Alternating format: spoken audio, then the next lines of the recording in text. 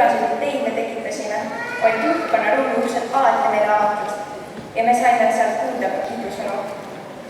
Kõige rohkem puutusime kokku aga oma armsade õpetajatega, kes pidid sageli kasutama klassikalist metoodikat. Vahel piits, vahel räägib. Ometi tuleb tunnistada, et õpetajal on alati õigus ja Eesti rahvuseetluse sõnad saavad tõeks.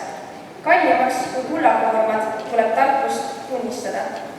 Lisaks teadmisele jagasite teie, kallid pedagoogid, meiega elutarkust ja veendumust, et südamega näeb õigesti, sest ta jäid teist meile sügavalt südamesse.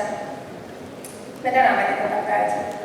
Austatud lapsevanemad, teie olete inimesed, kes on alati meie kõrval, kes on õpetanud meid kõndima, kõlgema ja lubanud unistada ja näha maailma just sellisena, nagu me ise seda soovime, et see oleks.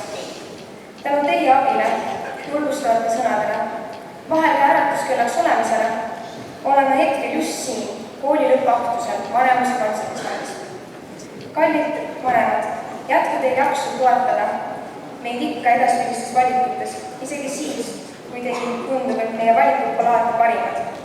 Tänu teie toele lähme me julgelt edasi. Aitäh teile, kallid vanemad, et olete andnud meile juured ja tiivad. Lõpetuseks laenen sõnad ühelt Eesti naisluuletajalt. Ikka peab olema kindel, et ilusam mäng on veel ees, et särav sõnum on peidus pisut ka enese sees. Soovin seda otsimist ja avastamisrõõmu oma loo loomist meile kõigile, armas Kristjan Jaak Petersoni esimene lend ja meie koolile pikka ja tegusat olemist Eesti haridusloos.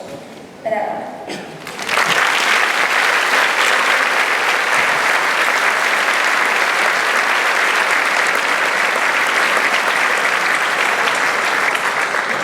Samuti me sooviksime anda üle esimese lennu poolt ka lõpukint, ehk siis on siin 2 maali.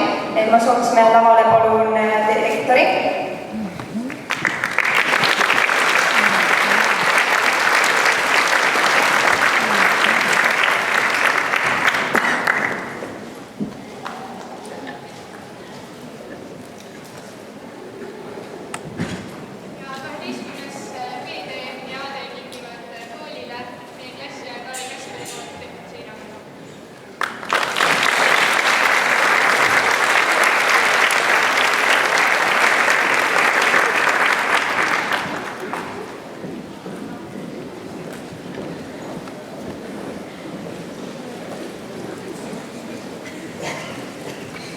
Ühel heal lool on kindlasti üles ka illustratsioonid, olgu neid siis hässasaadud maalide või seinavaibana või hoopis helidena.